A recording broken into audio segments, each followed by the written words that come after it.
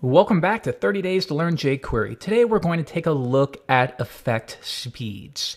So I'm going to go into Sublime Text, and what you see here, we simply have a demonstration set up. We have an H1, and then we have a div with a class of content that contains a handful of paragraphs. Nothing special here at all. We simply want something to work with. So what I want to do now is I want to hide this content, and when I click on that H1, I want to reveal it. Okay, well that should be fairly easy for us now. We know how to do that.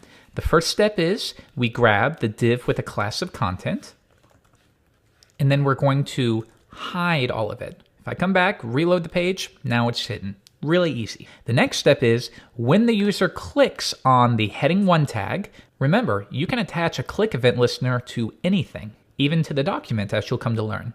Now, jQuery H1, when it is clicked, in that case, we run a callback function, and what we want to do is grab whatever comes after it and slide it down. So we can do that by saying this, then get the element node that comes next and slide it down.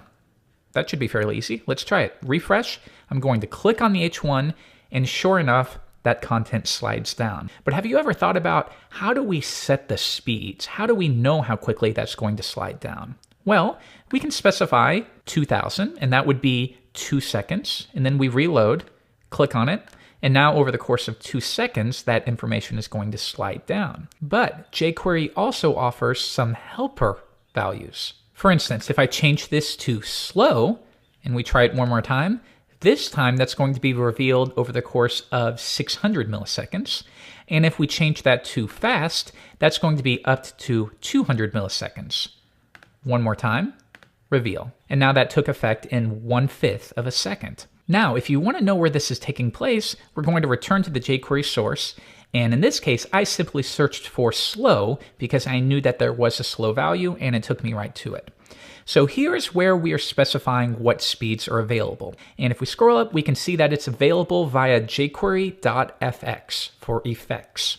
So we can access this object by doing jQuery.fx.speeds. Let's try that out. Right here, console.log jQuery.fx.speeds. Open up Chrome Developer Tools, refresh, and sure enough, we have an object that contains those values. Now what you see here is they offer a default value. And this means if it does not understand what you passed, if it's not a keyword or if it's not an actual time span in milliseconds, then it defaults to default, as you can see right here. So if we try that again, click on it, that comes down at the default value, which is equal to 400 milliseconds. And what this means is you can pass anything here, and if jQuery doesn't understand it, it's going to default to that value of 400 milliseconds. So we could put your mom goes to college. And if we try it one more time, refresh, the exact same thing is happening because it didn't find it, so it just defaults to whatever is set there. Now, as you would expect, you can override this if you need to. For example, what if you want your project's default to be 2 seconds? You would never want this, but just so that we can easily see that it's taking effect, in the same way that we update any object, we can do the same thing to jQuery.fx.speeds. So let's try it, jQuery.fx.speeds, and I'm going to update default, and I'm going to make that equal to 2000 milliseconds. So now, in this case, when we call the your mom goes to college slide down value, that's not going to be recognized by jQuery, and it's simply going to run its default.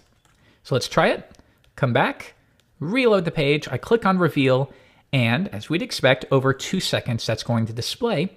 Or why this is better is you don't have to pass a value at all. Whenever you use your fades or your slides, you can set a default at the beginning of your project, and that will always take place so that you don't always have to hard code it in. All right, let's try and make sure that works. Refresh. There we go, and that's doing the trick as well. Or alternatively, let's say that you want to add your own values. We're going to forget doing a default, but instead we are going to add our own custom one. And this one would be called tortoise.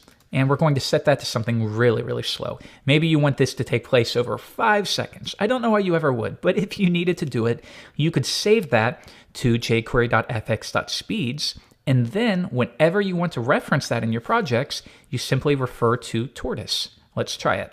One more time, reveal, and now over the course of 5 seconds, that content is displayed. Now, the takeaway for this lesson is you always refer to the jQuery source. And this is why I wanted to drill it into you from lesson 1. If you need to figure out why something is taking place, for example, if you were wondering, what does slide down fast refer to? You would come to the jQuery source, make sure you save this to a bookmark, and you would search for fast. And now you can see it immediately takes us there, and you can figure to yourself, okay, well, that's in a speed object. What is that contained in? Well, here we are extending jQuery, so we can access it via jQuery.fx.speeds, and then I can add my own. So bookmark the jQuery source and use it as your first stop for documentation.